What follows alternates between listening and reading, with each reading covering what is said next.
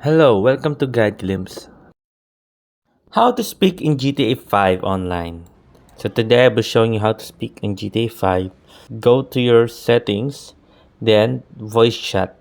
Then you need to on the voice chat. You need to enable it.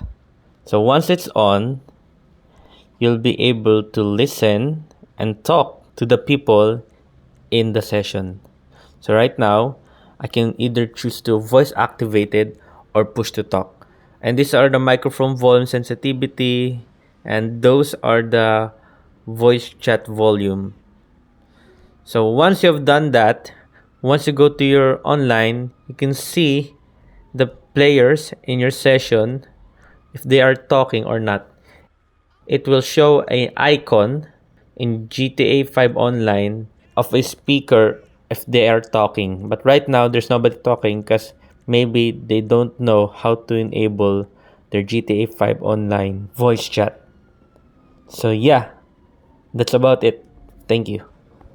If you like the video, please consider giving us a thumbs up and subscribing for more content like this. Thank you.